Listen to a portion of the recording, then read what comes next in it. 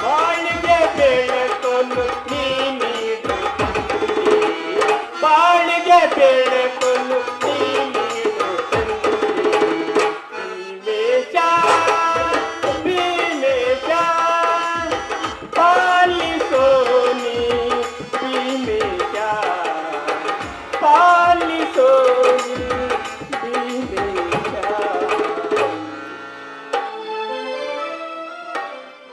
ಅಮ್ಮ ನೀಲ, ಬೇಗನೆ ನಿನ್ನೆ ತಂಗಿಯನ್ನು ಕರೆದುಕೊಂಡು ತೋಟ ಹೊಲಕ್ಕೆ ಹೋಗಂತಿ ಬಾರಮ್ಮ.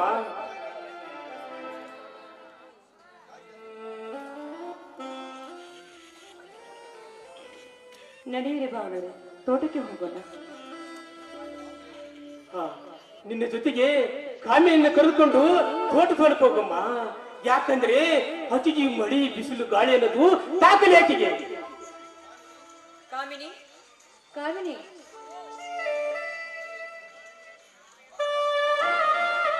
ಬಾರಮ್ಮ, ಮಾವನರ ಜೊತೆ ತೋಟಕ್ಕೆ ಹೋಗಿ ಬರೋಣ ಬಾರಮ್ಮ. ಅಕ್ಕ, ನನ್ನ ತವರು ಮನೆಯಲ್ಲಿ ನಮ್ಮ ತಂದೆ ತಾಯಿಗಳು ಹೊರಗಿನ ಬಿಸಿಲೇ ನನಗೆ ತೋರಿಸಿಲ್ಲ ಅಂದ್ಮೇಲೆ ಹೊಲಕ್ಕೆ ಬರೋ ಅಭ್ಯಾಸ ನನಗಿಲ್ಲ. ಇದು ರೈತನ ಮನೆ ಅಂದ ಮೇಲೆ ಹೊಲಕ್ಕೆ ಹೋಗುವ ಅಭ್ಯಾಸ ಮಾಡಿಕೊಂಡು ರೂಢಿ ಮಾಡಿಕೊಳ್ಳಬೇಕಮ್ಮ.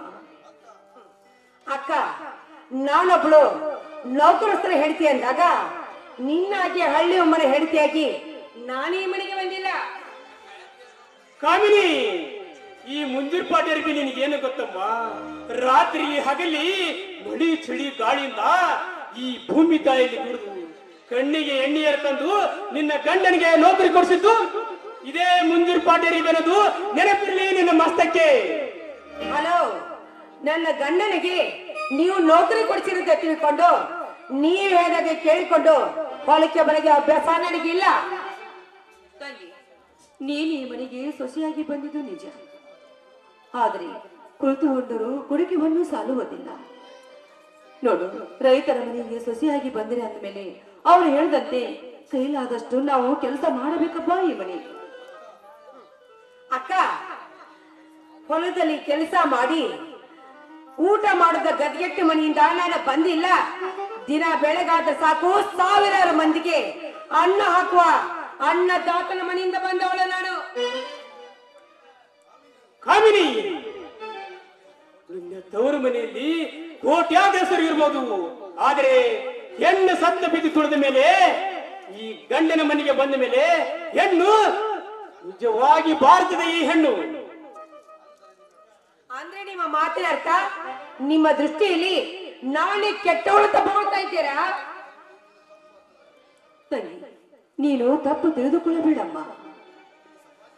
ಈ ಸಮಾಜದಲ್ಲಿ ದೃಷ್ಟಿಯಲ್ಲಿ ಈ ಮನೆಯಲ್ಲಿ ಗಂಡನ ಮನೆಯಲ್ಲಿ ಎಷ್ಟು ನಿಚ್ಚೆಯಿಂದ ನಡೆದರು, ಆದ್ರೆ ಗಂಡನ ಮನೆಯಲ್ಲಿ ಎಷ್ಟು ಬಾಳಿದರು ಮೆಚ್ಚಿ ನಡೆದರೆ ಅದು ಈ ಸಮಾಜದಲ್ಲಿ ನೆಲೆ ಬೆಲೆ ಸಿಗುತ್ತದೆ ಅಮ್ಮ.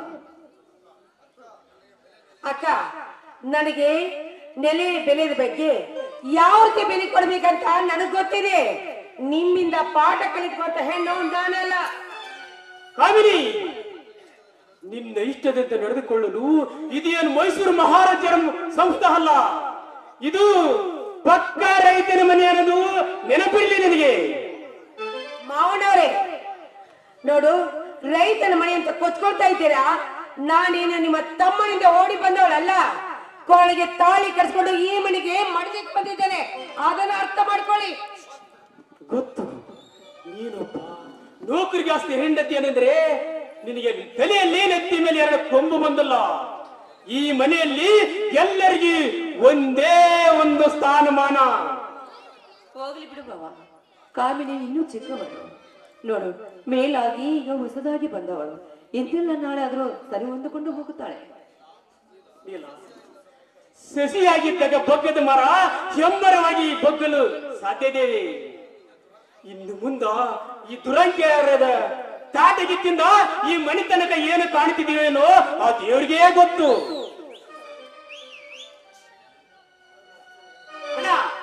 You are under arrest.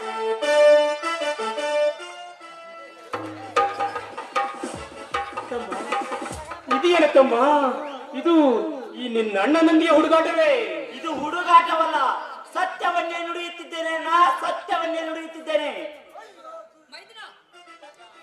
ನೋಡು, ಈ ನಿನ್ನ ಪೊಲೀಸ ಬುದ್ಧಿಯನ್ನು ಈ ಮನೆಯಲ್ಲಿ ತೋರಿಸಬೇಡಪ್ಪ.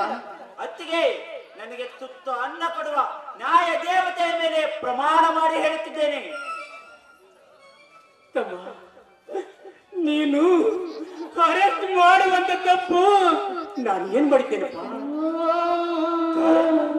ಧರ್ಮ ದೇವತೆ ಅಂತ ಅತ್ತಿಗೆ ಕತ್ತಿ ಹಿಚಿಗೆ ಸಾಯಿಸಿದ ಕಾರಣದ ಮೇಲೆ. ಮೈದನ, ನಿನಗೆ ಯಾರು ಹೇಳಿದ್ದಾರೆ? ಇನ್ಯಾರು? ಪ್ರತ್ಯಕ್ಷ ನೋಡಿದವರು ಬಂದು ಪೊಲೀಸ್ ಸ್ಟೇಷನ್ಗೆ ಕಂಪ್ಲೇಂಟ್ ಕೊಟ್ಟಿದ್ದಾರೆ. ಸಾಕ್ಷಾತ್ ಸೀತಮಾತೆ ಅಂತ ನನ್ನ ಹೆಂಡತಿಯನ್ನು ನಾನು ಕತ್ತಿಸಿ ಕೊಂದಿಲ್ಲ. ಅಣ್ಣ, ಆದರ ಮಾಡುವ ಹೆಣ್ಣು ಮನೆಯವರಿಗೆ ಹೇಳಿ ಆದರ ಮಾಡುವಳೆ. ಕರುಣೆಯಿಂದ ಕಟುಕ ಕುರಿಗೆ ಹೇಳಿ ಅದರ ಚೆಂಡನ್ನು ಕತ್ತರಿಸುವಳೆ. ಹೇಳು ಅಣ್ಣ, ಹೇಳು. ಅಂದರೆ ಮೈದನ, ಬಾವನವರು ಕೊಲೆ ಮಾಡಿದರೆಂದು ಅವರ ಮಾತನ್ನು ನೀನು ನಂಬಿವೆ? ಅತ್ತಿಗೆ, ತಾಯಿ ಹತ್ತಿರ ಮಲಗಿ ತಮ್ಮನನ್ನು ಹುಟ್ಟಿಸುವ ಕಲಿ ಕಾಲವಿದು. ಅಂತದ್ರಲ್ಲಿ ಯಾರನ್ನ ನಂಬಬೇಕು, ಯಾರನ್ನ ನಂಬಬಾರದು ಎನ್ನುವುದು ನನಗೆ ಚೆನ್ನಾಗಿ ಗೊತ್ತು. ಒಂದೇ ರಕ್ತ ಹಂಚಿಕೊಂಡರು ಬಂದರು ನಾವು. ನನ್ನ ಮೇಲೆ ನಿನಗೆ ನಂಬಿಕೆ ಇಲ್ಲವೇನಪ್ಪ? ಅಣ್ಣ, ರಕ್ತ ಸಂಬಂಧ ಒಂದೇ ಆದರೂ ಅವರ ಮನಸ್ಸಿನಲ್ಲಿರುವ ಭಾವನೆಗಳನ್ನು ತಿಳಿಯಲು ಸಾಧ್ಯವೇ? ತಮ್ಮ,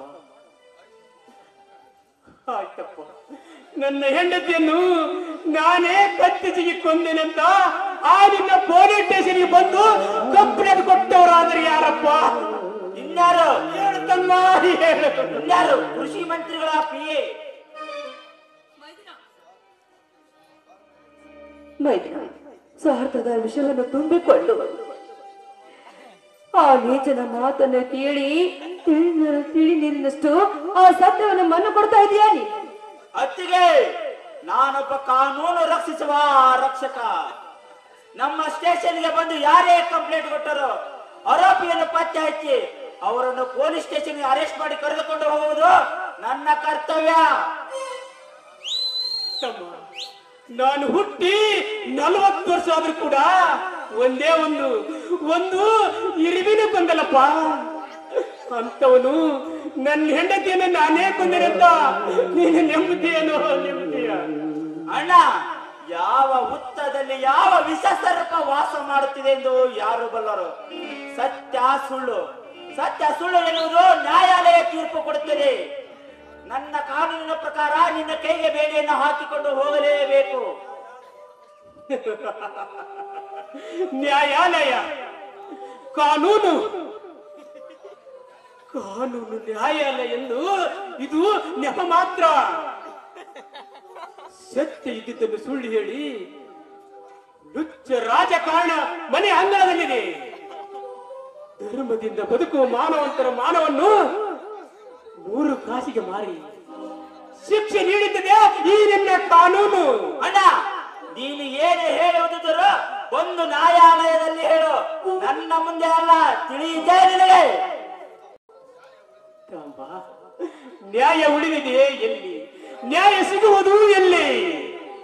ಎತ್ತ ತಾಯಿಯನ್ನು, ಅಕ್ಕ ತಂಗಿಯರನ್ನು, ಮಾಡಿಕೊಂಡ ಹೆಂಡತಿಯನ್ನು ಮತ್ತೊಬ್ಬರಿಗೆ ಮಲಗಿಸಿ ಗಾದಿ ತೊಟ್ಟವನು ಅವರೊಬ್ಬ ಗಾಂಧಿವಾದಿ.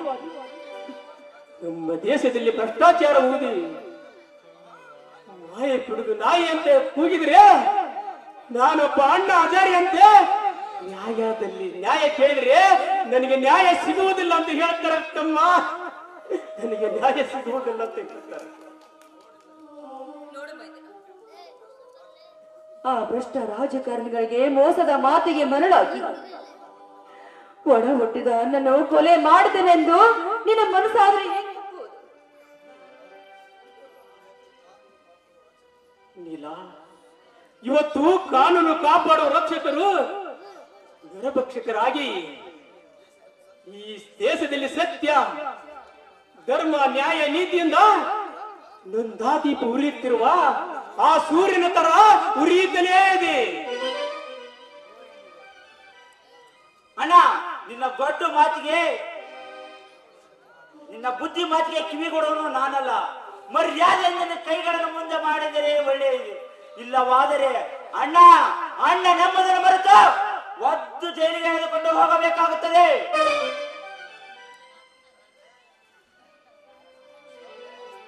ಸಬ್ಬಾಸ್ ಸಬ್ಬಾಸ್, ಮೆಚ್ಚಿದೆ ಈ ನಿನ್ನ ಕುಟಲ ಮಾತಿಗೆ.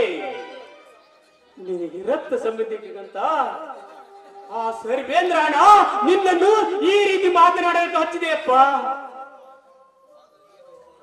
ಆದ್ರೆ ನೀನೊಬ್ಬ ಒಡ ಹುಟ್ಟಿದರೆ ಕತ್ತು ಇಚುಗುವ ಕಿರಾತಕನಂದ ನಾನು ಉರಿಸಲಿಲ್ಲ. ಅಣ್ಣ, ಇಂದಿನ ಕಲಿಯುಗದಲ್ಲಿ ಸರ್ಕಾರಿ ನೌಕರಿ ಮಾಡುವವರು, ಸತ್ಯ ನ್ಯಾಯದಿಂದ ಕೆಲಸ ಮಾಡಿದವರು ಯಾರು ಮುಂದೆ ಬಂದಿಲ್ಲ. ಅದೇ ಸತ್ಯ ಸುಳ್ಳು, ಸುಳ್ಳು ಸತ್ಯ ಎಂದು ಸಾಧಿಸಿ ತೋರಿಸಿದವರು ಸಾಕಷ್ಟು ಹಣ ಅಂತಸ್ತನ್ನು ಗಳಿಸಿಕೊಂಡು ತಮ್ಮ ಹೆಂಡರು ಮಕ್ಕಳ ನಡುವೆ ಐಷಾರಾಮಿ ಜೀವನ ನಡೆಸುತ್ತಿದ್ದಾರೆ. ಹೇ ಪೊಲೀಸ್, ತೊಡಸಿ ಇವನ ಕೈಗೆ ಬೇಡಿಯನ್ನು.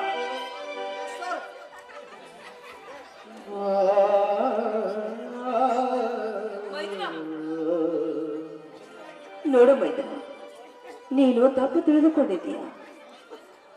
ಸಾವಿರ ಸುಳ್ಳಿನ ಸರ್ದಾರನ ಮಾತಿಗೆ ಕೇಳಿ ಸತ್ಯವನ್ನು ಮರೆತು ಈ ರೀತಿ ನೀನು ಕೆಲಸ ಮಾಡ್ತಾ ಇದ್ದೀನಪ್ಪ. ಅತ್ತಿಗೆ, ಯಾವುದು ಸತ್ಯ ಯಾವುದು ಮಿಥ್ಯೆ ಎಂದು ನನಗೆ ಚೆನ್ನಾಗಿ ಗೊತ್ತು.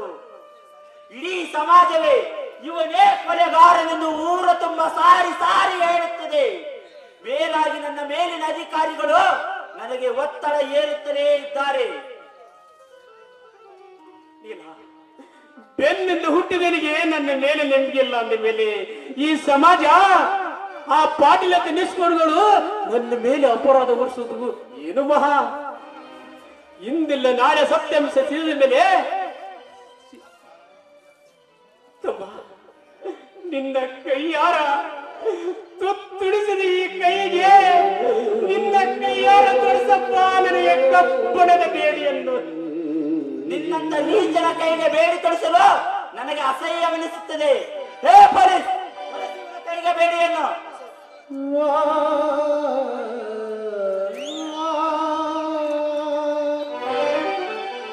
ತಮ್ಮ, ಇದು ಏನು ಮಾಡುತ್ತಿರುವಿಯಪ್ಪ ನೀನು? ಬಾನ ಸರಿಯಾಗಿದ್ದನ್ನೇ ಮಾಡ್ತಾ ಇದ್ದೇನೆ. ಬಾ. ಭಾವನವರು ಅಕ್ಕನನ್ನು ಕೊಲೆ ಮಾಡಿದ್ದಾರೆ ಎಂದು ನನ್ನ ಮೈದನಿಗೆ ಕಂಪ್ಲೇಂಟ್ ಕೊಟ್ಟಿದ್ದಾರಂತೆ ಆ ಪಾಟೀಲ.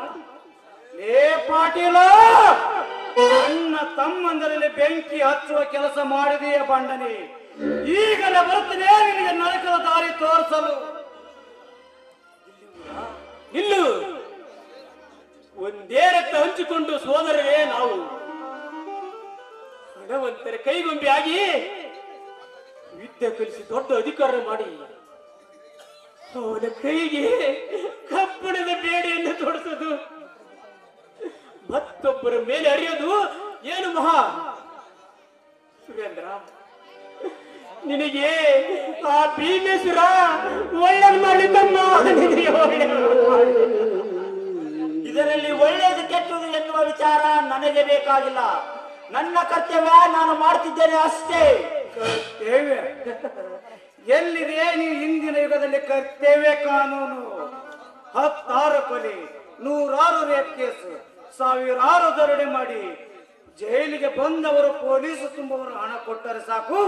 ಆ ಕಳ್ಳ ಕದಿಮವರು ಜೈಲು ತುಂಬುವ ಹಣ ಕೊಟ್ಟರೆ ಸಾಕು. ಜೈಲಿನ ತಪ್ಪಿಸಿಕೊಂಡು ಓಡಿ ಹೋಗದೆ ಸಹಾಯ ನೀಡುತ್ತದೆ ನಿಮ್ಮ ಕರ್ತವ್ಯ ಕಾನೂನು. ರೈತನ ಮಗ 14 ತಿಂಗಳು ಉಪವಾಸ ವನವಾಸ ಮಾಡಿದ್ರು. ತಾನು ಬೆಳೆದ ಕಬ್ಬಿಗೆ ಸರಿಯಾದ ಬೆಲೆ ಕೊಡಿ ಎಂದು ಕಾರ್ಖಾನೆ ಮಾಲೀಕರ ಹತ್ತಿರ ವಿರುದ್ಧ ಸತ್ಯ ಧರಣಿ ಮಾಡಿದರೆ ಹಣವಂತರ ಮಾತಿಗೆ ಕಿವಿ ಜೋತು ಬಿಟ್ಟು ರೈತನ್ನು ಒತ್ತು ಜೈಲಿಗೆ ಹಾಕುತ್ತದೆ ನಿಮ್ಮ ಕರ್ತವ್ಯ ಕಾನೂನು. ಅಣ್ಣ, ಸಾಕು ನಿಲ್ಲಿಸು ನಿನ್ನ ಕೊಟ್ಟು ವೇದಾಂತ ಮಾತನ್ನು. ಇಲ್ಲ ಸಲ್ಲದ ಮಾತುಗಳನ್ನಾಡಿ ಪೊಲೀಸ್ ಎಂಬ ಸ್ಥಾನಕ್ಕೆ ಕಪ್ಪು ಚುಕ್ಕೆ ಎಡೆಬೇಡ. ತಿಳಿಯಿತೇ ನಿನಗೆ? ತಮ್ಮ, ನಿನ್ನ ಹೃದಯವನ್ನು 10 ಸಲ ಮುಟ್ಟಿ ನೋಡಿಕೊಳ್ಳಪ್ಪ. ಮಾವಿನ ಮರದಲ್ಲಿ ಬೇವಿನ ರಸ ಬರಲು ಸಾಧ್ಯವೇ?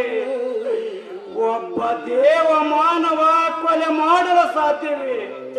ಯೋಚಿಸಿ ನೋಡು ಸುರೇಂದ್ರ, ಯೋಚಿಸಿ ನೋಡು. ಅಣ್ಣ, ಇದರಲ್ಲಿ ಯೋಚನೆ ಮಾಡುವ ಮಾತೇ ಇಲ್ಲ. ಆ ಮಂತ್ರಿ PA ಬಂದು ಕಂಪ್ಲೇಂಟ್ ಕೊಟ್ಟಿದ್ದಾನೆ ಅಂದ ಮೇಲೆ ನಾನು ಅರೆಸ್ಟ್ ಮಾಡಲೇಬೇಕು. ನಿಯತಿಯಾಗಿ ದುಡಿಯುವ ಈ ನಾಯಿಗೆ ಸತ್ಯವಂತರ ಕೂಗು ಏನಕ್ಕೆ ಹೇಳ್ತಿದೆಯಮ್ಮ? ಏ ಪೊಲೀಸ್, ಎಳೆದುಕೊಂಡು ನಡೆಯಿರಿ ಅವನನ್ನು. ತಮ್ಮ, ಇದು ನೀನು ಮಾಡಿದ್ದು ನ್ಯಾಯ ಅನ್ಯಾಯ? ಅನ್ಯಾಯ ತಮ್ಮ, ಅನ್ಯಾಯ. ಧರ್ಮಕ್ಕೆ ತೊಡಸಿದ ಈ ಸಂಕೋಲೆ ಇದು ಯಾರ ಪಾಲಿನ ವಿಧಿಲೀಲೆ, ವಿಧಿಲೀಲೆ. ನ್ಯಾಯ ಎಲ್ಲಿದೆ, ನ್ಯಾಯ ಎಲ್ಲಿದೆ, ಎಲ್ಲಿದೆಯೋ ನ್ಯಾಯ? ಎಲ್ಲಿದೆಯೋ ನ್ಯಾಯ? ಒಡಲು ನ್ಯಾಯ ತೀರುವುದೇ ನ್ಯಾಯ, ನ್ಯಾಯ ಎಲ್ಲಿದೆ, ನ್ಯಾಯ ಎಲ್ಲಿದೆ?